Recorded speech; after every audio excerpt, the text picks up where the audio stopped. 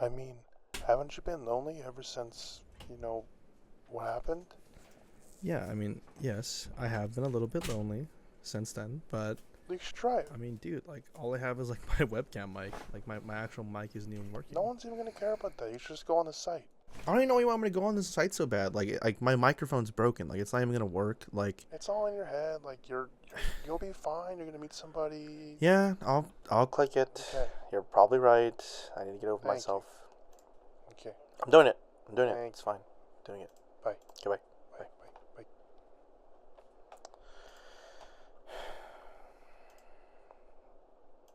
Okay. I guess we're on. Just wait.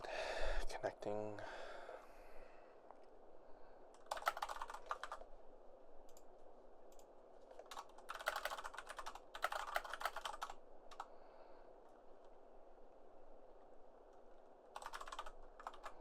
Hello?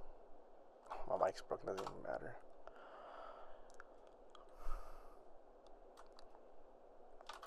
Okay then.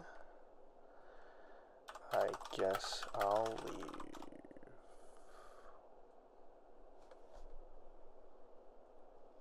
What the fuck?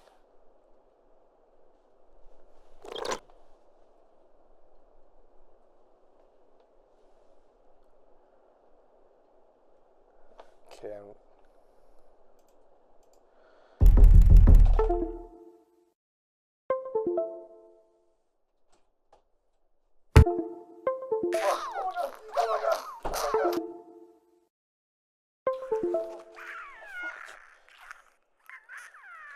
Pick up. No! What do you want from me?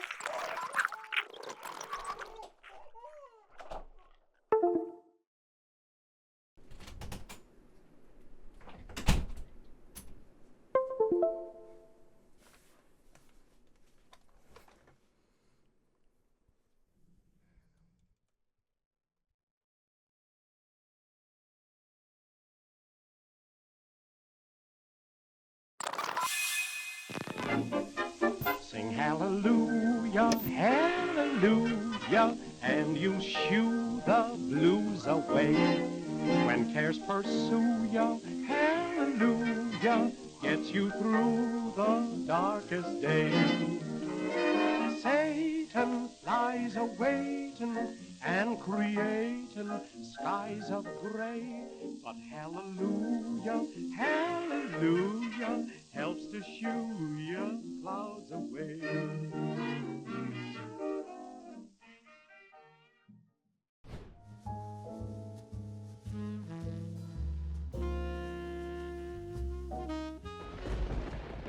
Unbeknownst to most of you watching, I happen to use two accounts on YouTube. One for research and another for personal use. And it's rare that I find something to talk about using my personal account, but that's exactly what happened to me the other night. Occasionally I'll leave my personal account on autoplay while I sleep, and like YouTube does, you end up in some weird spots. After a night of autoplay, I was scrolling and then I found this video, talktotrevor.com. It looked like something taken from the year 1999, right? That classic Windows XP look with a webcam chat and that beautiful analog horror vibe. Obviously intrigued, I clicked, and I was treated to a 30-second clip where a man joins a website called talktotrevor.com. Only instead of meeting the happy-go person that is the face of this site, he sees Trevor distraught and almost being held captive in an empty room.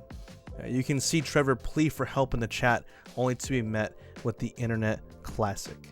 Now I know this is on the thumbnail, but it's not the main video that I want to talk about. It's honestly not even that disturbing when you watch it. However, there is another video that lies on this same channel titled OurGirlfriendMaria.com. And this video has got to be one of the most disturbing pieces that I've seen in a long time. It takes us through the life of this man, Christopher Barrett, an unemployed 27-year-old that has a fixation on this website, OurGirlfriendMaria.com, and the AI girlfriend that comes with it. With the website boasting its over 30,000 users and new packages, we get taken straight to what it's like to use said site. And we have our girl Maria, who is always begging for more, with our main man Chris offering flowers at first, right? Like a gentleman would. The chat seems normal up until the point where Chris asks Maria if she has any other boyfriends. And after a long pause, Maria glitches out and begins pressing Chris to stop asking. His desperation kicks in as he keeps pressing her more and more until she completely disappears, leaving Chris stranded on the main lobby. And as a premium user with $280 does, he goes to the shop to call her. And after not getting through to her despite multiple attempts, the unthinkable happens. The website gives the option to chase her down or give up. Desperate to find love in this crazy world, our friend Chris chooses to pursue her, and he chases her on foot. This causes the URL in the top of the page to change to this, a page simply titled Mistake. And this was one of the more impressive parts of the video. The aggressive Google Maps effect and sound design in this section, absolutely terrifying. And then finally, our protagonist, if you can even call him that, meets his awaited love of his life, Maria. Right as they get to the door, we see a new URL gets added on, showing the text, "Big mistake." Just as you think he's about to go inside and live this magical life with Maria or be kidnapped and put on a snuff film, something weird appears above the door. A dialogue option, right? He can choose these lovely flowers or a gun. He chooses the one that I don't think any of us expected. And then he gets an option popping up saying, "Do it." As the deed is done, the site closes out and we get brought to a new URL titled Pathetic, with a choppy webcam of our player Chris, with the text below simply saying, "Happy?" This was one of the strangest pieces of media that I've seen in recent times, and it's honestly very telling of the current state of the internet. This is one of those videos that I think is going to age extremely well as we slowly approach a world where AI chat girlfriends and boyfriends are becoming a real thing. I've talked to so many people that use ChatGPT, and people have began almost having like full-on therapy sessions and like almost like a relationship with the site. And this is something that's not even being marketed as like a chat girlfriend or boyfriend. Imagine when it's actually marketed like that and programmed to talk to you a certain way. It's only a matter of time before something like this actually hits the internet and takes it by storm. And you would think in that scenario, right, in a world that we're bound to live in at some point, it would be scary and it would be the company's fault, right? The companies would be the ones that are evil for doing this. But if you really pay attention to this short, it puts a different twist on it with this ending, right? With this shoddy webcam shot that says happy, right? The guy never had to choose any of the things that he did. He didn't have to press Maria on if she was only talking to him. He didn't have to call her 5 times, and he sure as hell didn't have to chase her on foot and end her life. But he did. And this is why that ending is so disturbing. It forces you to come face to face with the realization that if that world does come to fruition, it's because we let it happen and chose to engage with the product instead of ignore it. And to me, that's what's truly terrifying about Dr. Slapper's video and the horror that they were able to create with OurGirlfriendMaria.com.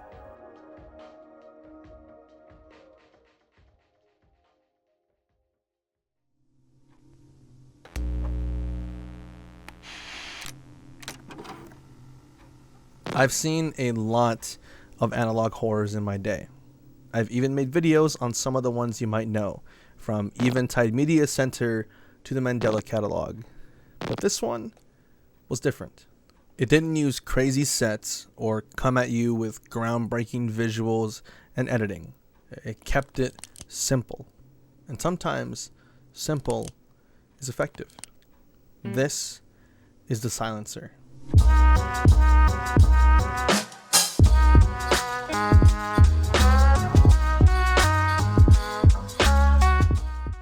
The first in what I believe to be a series of videos to come, with its first iteration being around 2 minutes long. 2 minutes full of dread, terror, and hope. We begin this video with a silent narrator telling us her name, Sophia, and how something awful has recently happened in her home and in her presence. This monster, this black figure, has recently appeared in her home, and no matter how much she wants to tell anybody, they can't hear her. She tries yelling at her boyfriend to wake up because she's scared of what lies in the darkness in front of her. And while this might not look that impressive or scary, let's play the first 10 seconds of this scene so that you can see just how loud the silence is when you watch it for the first time.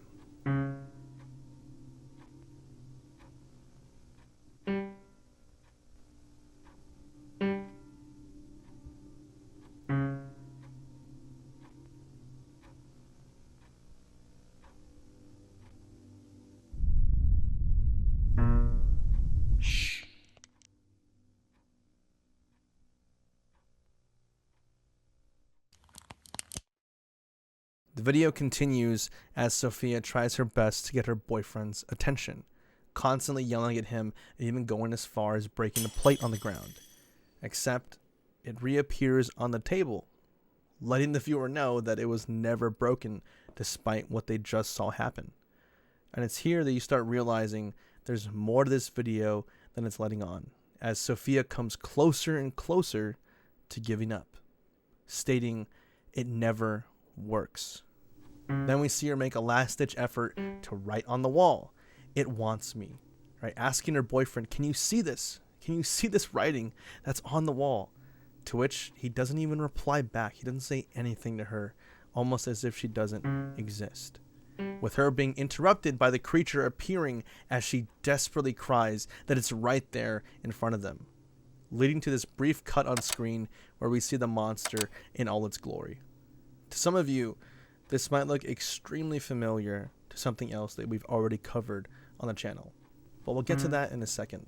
We continue on as Sophia gives us more insight into this monster that she's dealing with. It doesn't like when she shouts, as she screams for help only for it to land on deaf ears. Knowing that nobody can hear her, she decides to investigate. And this is where we get to what I think is the peak of the video. A sequence that feels akin to the bedroom scene in the Mandela catalog. The kind of sequence that is hard to look away from despite how desperately bad you want to.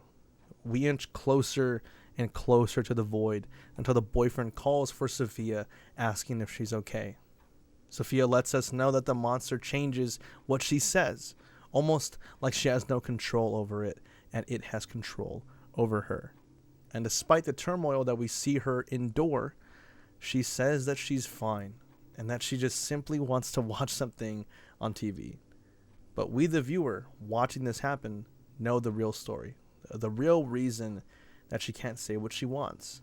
It's the monster lurking around the corner at every turn. Because no matter how bad she wants to point it out, it'll only get worse. Leading to a chilling ending with the monster overtaking her as it cuts to black. Not your average analog horror, but there's a lot to unpack here. The thing that really drew me into this video was the absence of a story. Usually with analog horror like the Mandela catalog or the one that started it all, Local 58, they try really hard to pack in this like lore dump of a story onto you. And while many people enjoy that sort of thing, I think it's nice to see somebody taking a different approach to the genre, exploring the more artistic side of things. And the best place to start talking about that is with this video that I talked about a few years back on my Disturbing Media iceberg, the Boysvert basement video. Because as you can tell, the monster there and here share an eerie resemblance. And it's for good reason. This video is trying to relay that feeling of isolation and depression that fell onto many as COVID kept us quite literally locked in a prison for what felt like forever, leading many to question their sanity and some falling into a hole that they never thought they'd fall into. The kind of void that stalks you at every corner and makes you want to end your own life. Yeah, talking about suicide. The thing you're never supposed to say on YouTube. And as someone who recently had a friend pass because of this, it's true what they say. You never really see it coming. And this is due to how hard it is to talk about, right? Sophia herself starts off the video in the void. She's so deep into this hole that her entire mind is just black, with the only thing that we see when we peer into it being her literal thoughts processed into words. And each time she believes that she's yelling at her boyfriend and calling for his help, she's really just standing there being quiet. She wants so badly to ask for help, but every time she's presented with the ability to do so, she never acts on it. Why? It's because it's scary. And this is represented in the monster that we see, a literal representation and amalgamation of the dark thoughts that she's having. And to point this out to her boyfriend would mean to be extremely vulnerable, and also mean that he'd see her for what she is. Because although she might think this is a separate entity, it's also her, right? It's her thoughts manifested into a creature in her mind that is looming around, waiting to strike at moments where she should feel fine and comfortable. Notice how the entire video is taking place on what I would call an average night. It's just a night in with her boyfriend. They make dinner, eat some food, and watch a movie. And somehow this is one of the scariest, worst nights of her life. And this is what's so scary and why I say you never really know. I had nights like this all the time with my buddy when I'd go to tournaments, and you would be none the wiser to the thoughts that they were having. And I have nights like this all the time with my girlfriend, and for all I know, she could be having thoughts like this, but too scared to actually say anything. And to me, that's what's so scary about the silencer. It's a representation of what it feels like to go through this struggle, even when you're in what appears to be a pretty healthy relationship, right? One where you eat and sleep together on the regular. And I have to say, I was extremely impressed by the message this analog horror was able to send. And I'm really looking forward to seeing what else it has to offer, as I'd like to believe that there's more videos coming in the future. But for now, only time will tell. And if you're someone that's struggling with the same thoughts that Sophia has, please do yourself a favor and just reach out to somebody. It doesn't have to be anything crazy. Like, you don't even have to talk about the problem. Just text the person you're closest to right now saying something. It could be, hey, I had my favorite bowl of cereal this morning, or I learned a new hobby today, or I spent 10 hours in bed rotting. Like, just say something. It can be small, because sometimes all it takes is a small opening for someone in your life to open you up and make you feel safe again. And hopefully that's the direction that we see this series take in its upcoming iterations. Hello. So I made a little bit of a boo-boo. I was supposed to post this video like 2 days ago. I forgot to get back to my rep, and bottom line is we got merch. We got some new merch dropping right now. If you want to head over to YourEverydayTheorist.dashery.com, where we are having a flash sale. A lot of these items are usually a little bit more expensive. We have them priced lower right now, but just the recommendations that I would get if I were you is either the t-shirt, specifically the classic one, or the heavyweight one. I think the heavyweight boxy fit one, also pretty nice, and the hoodie. The hoodie was actually surprisingly pretty good quality. Like, I've only launched merch like one other time, and I really hated the quality of it. And the people over at Dashery and TeePublic were just amazing to work with. They were so patient with me. I was really supposed to post this video like months ago, but some personal life stuff came up, and I'm barely getting to it now. I would recommend going there right now. The flash sale literally will end in like, I think if you're watching this today, like 5 hours. So like 10 p.m. today, like it's gonna be over. I'm gonna try and get them to extend it, but it's probably not gonna happen. So just go there right now if you want to get some Your Everyday Theorist merch, just to close off this, the first season, the first 5 episodes of the Distributed Media series, and kicking off the second one. We're also gonna be dropping a collection of the first 5 videos. I'm gonna kind of remaster them though before I do that, so I'm gonna be going through and fixing some edits, kind of repolishing up the skits for them and getting them to a point where I like them. I went back and rewatched a lot of them, and it's honestly a really good collection of videos, but there were some parts where I was like, I could have done that better, or I could have edited that a little bit differently, and so that's what I'm gonna be doing over like the next few weeks. But right now, go down below, YourEverydayTheorist.dashery.com. Would really help us out. They were so patient with me. I love the people over at Dashery. They really helped me out, like, again. So yeah, decent quality merch for an actual affordable price. I feel like $16 for a shirt is like pretty affordable. Like, even if I go to like those markets pretty often, everything's always like $20 to $30. This is an actual wearable shirt that you'll wear, and the logo is going to be smaller than this. It's not going to be this big. I did request the logo to be a little bit smaller if that's what you like. This is just a little bit bigger because it's like a sample shirt that they had given me, but I still wear this one pretty often. I prefer the big logo, but my girlfriend was like, people probably like it a little bit smaller, so I always go with her suggestions. But anyways, please go check that out. With all of that said, let's get back to the next 2 pieces of Distributed Media on this volume. In general, games have a beginning, a middle, and an end.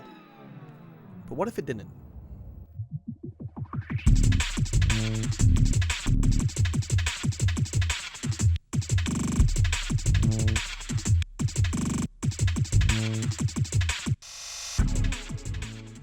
That is where LSD Dream Emulator comes in. One of the most obscure games for the PS1 that I had the pleasure of playing recently for the first time. I was quite impressed with the game in front of me.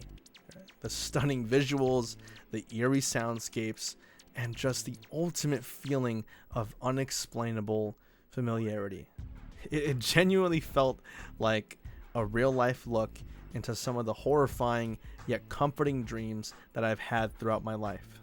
And this is no coincidence, because the source material for this game is derived from one of the most disturbed minds on this planet, Hiroko Nishiwaka.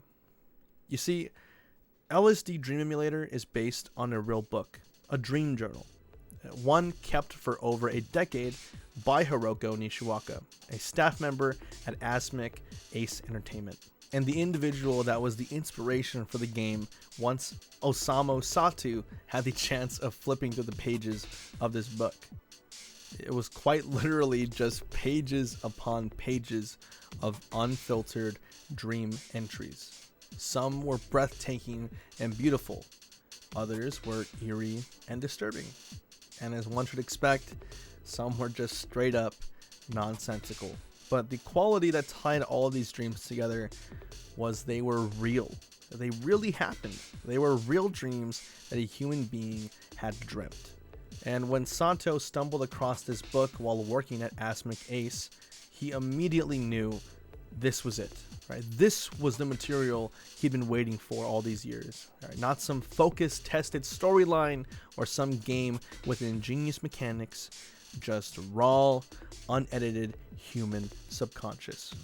And what's wild is how faithfully the game mirrors the journal. Entire locations, themes, and even specific phrases are recreated in the game's environment. It's like watching someone else's dreams, but feeling like they're your own. LSD Dream Emulator wasn't created to be beaten. It wasn't made to have a high score or a boss fight or even a clear objective. It was made to be art, to be a pure experience. Osamu Sato wanted to transport you into a space that didn't follow logic or rules, kind of like how it feels to have a dream. In interviews, Sato made it clear that he wasn't trying to cater to any specific market. He was trying to just create something deeply personal that tickled that part of the brain that craves strange and obscure media. And the craziest part is he did it. He actually pulled it off. What makes LSD Dream Emulator so fascinating beyond what I've already said is that it shouldn't work. The graphics are rough as hell, the controls are clunky, the logic is non-existent. You just run into walls and transport to different areas of the game. Even the menu doesn't make any sense upon first glance. So, all of this just plays heavily into that dream-oriented logic that's meant to disorient you and make you question what's real. It's one of the rare examples of a video game that fully commits to its art. No compromises, no hand-holding, just pure, unfiltered consciousness on a disc.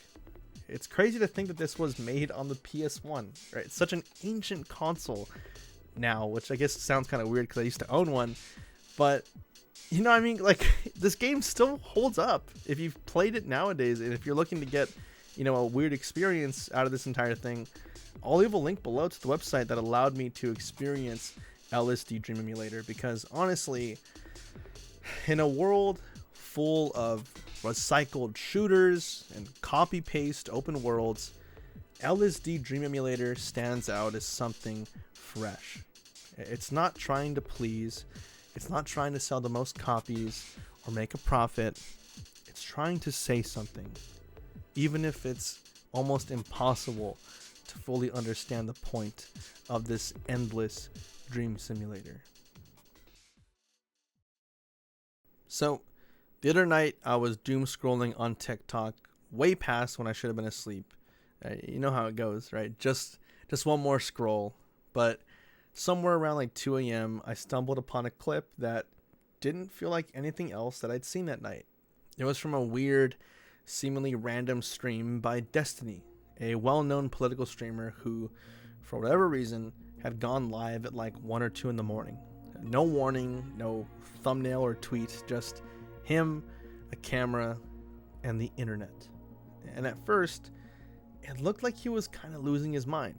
That's what a lot of people in the chat were saying at the time, because if you actually sat down and watched what happened, like really watched, you'd realize that Destiny was totally onto something. This guy here, this is not a real person, right? This is not a real human being. This is not a real person, okay? This is not a... like, you will find him, like, and other people, they talk to each other. But these guys, they tweeted each other, they talk to each other, right? So these bots they go through, they talk to each other to build engagement with each other. Some of these accounts have been tweeting at me and shit, but a lot of them tweet over like... The stream is mainly comprised of Destiny slowly unraveling a web of bot accounts, fake users, eerily crafted responses, and even what appears to be AI-generated video of public figures that are fathomed up. And it all started from a random Twitter user, Jeffrey Josephs.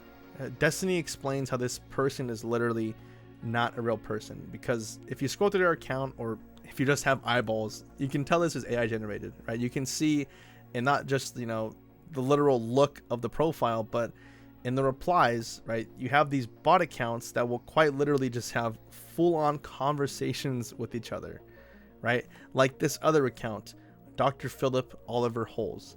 Right now, there's holes in these accounts, though. Like one major example is, each of these accounts will like repeatedly post the same photos over and over again, as shown in the example here. And 2 accounts led him deeper and deeper until he found himself in a digital maze where nobody was real, and every account he stumbled upon was suspiciously polished, right? Some of these bots were weirdly convincing, right? They were replying to him in real time with jokes, memes, and just really on-brand innuendos that felt like they were coming from a real person. Making relatively sophisticated cuck jokes at me? And this is where the dead internet theory starts to feel a little too real.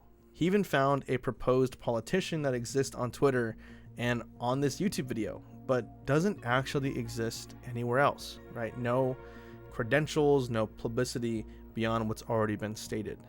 And even weirder, as he makes the case that this guy isn't real, a chatter appears in his stream named net_help_message_2221. And he says, are people saying this Chilokian guy isn't real? I found a court document that looks like from a case involving the guy. Dude looks unhinged in it. And then he tags Cybervegan, who's helping me look at things, and then he tags me. And even stranger than that, the account was created minutes before typing that message in chat. And the court document that they linked to Destiny makes no sense, right? There's misspelled states, incorrect font for court documents, and all somehow actually posted to the official .gov website. And to me, that's what's so off-putting about this whole thing, right? There's all this evidence that these bots don't exist or this politician doesn't exist, and that, you know, choosing to pursue and investigate him will lead to pissing some secret entity off that will try to convince you that he's real.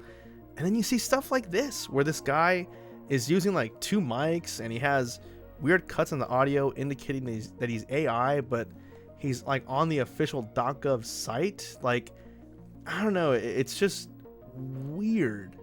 And the pictures of this person also have more to them than meets the eye if you look really deep into them, right? You can see in the background photos on the wall of these pictures, you can't make out a single face beyond what's in the foreground, right? All these frames in the background, you can't see anything. Some of them are like completely faceless. And to end this entire thing off, I'm just gonna leave this last clip playing. Wait, the women's faces are at the exact same angle. People are saying it's like the exact same face. Is it though?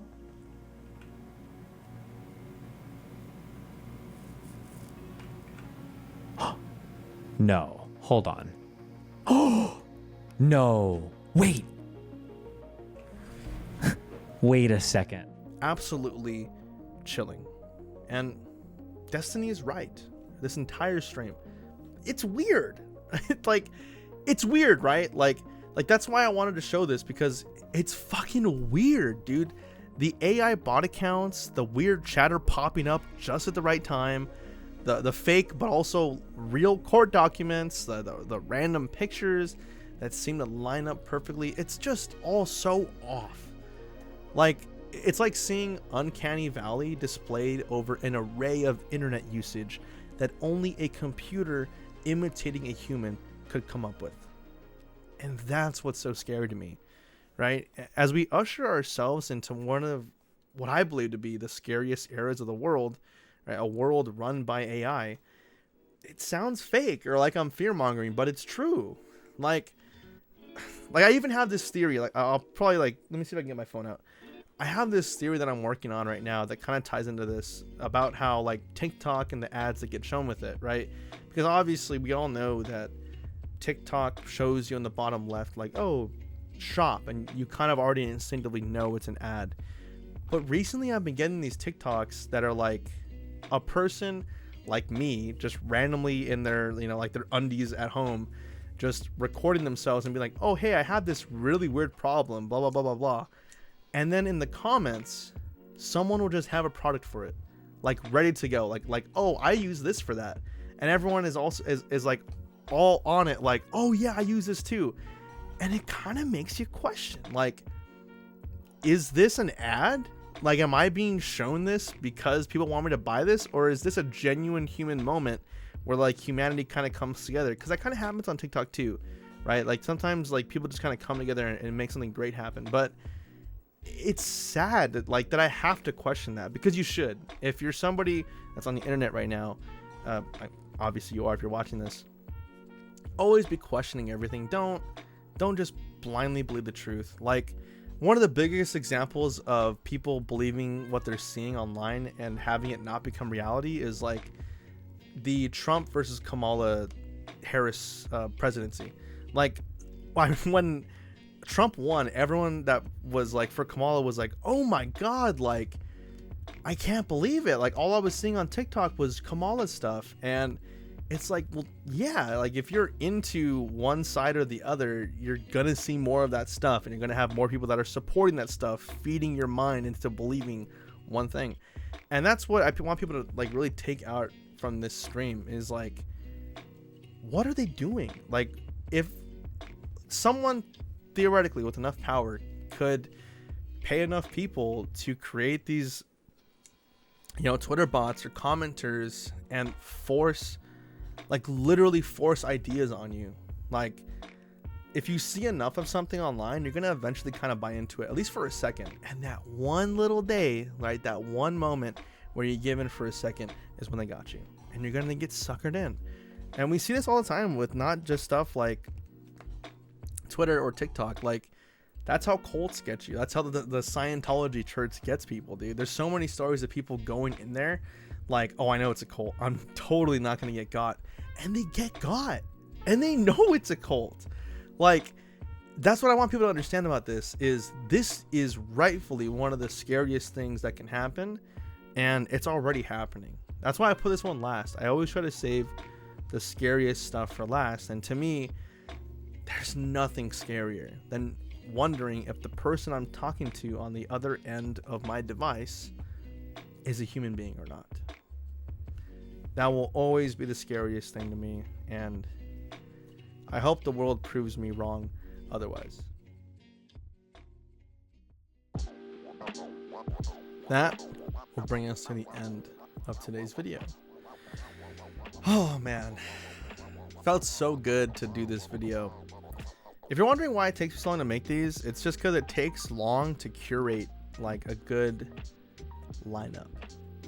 I ever since like Disturbing Media like 3 and 4, I feel like those videos didn't have like the greatest lineups for what was in them, and I only want to be bringing like the best to these videos. Like, I really want to bring like obscure things that no one's talking about, or new angles on old stories, because that's what makes these videos special to me. Like, I feel like I've set this series up in a way that people, when they watch it, are like, I'm totally in for some new stuff, and I hope I was able to bring that. I know that like some of this stuff has been talked about, like LSD Dream Emulator or like the Superdome, but I hope that I was able to bring like a new spin on those. Like, I think a lot of people, when they talk about LSD Dream Emulator, they get too hung up on like the lore and like the characters in the game, and like just not the point of why it was made. And then also with the Superdome, I just feel like there's a lot of misinformation, and no one really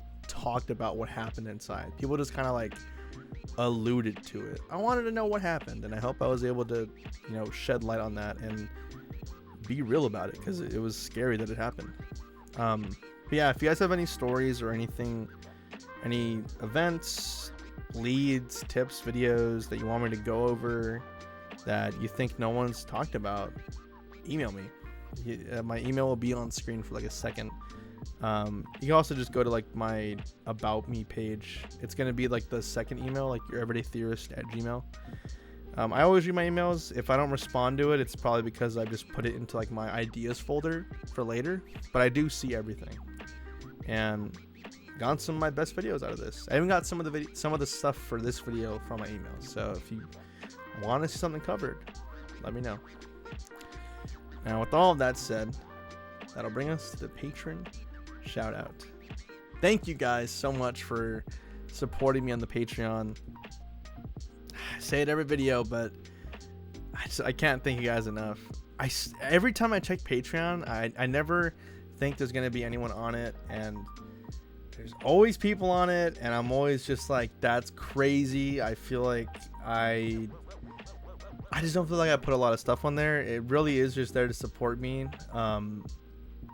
Yeah, if you think I make good stuff, and you want to support a creator that's not giving into like the AI content slop of the world, I'm here, and I'm gonna be making videos until I die, probably. I just love making videos, and it's always been a passion of mine. So hopefully I brought you some enjoyment today.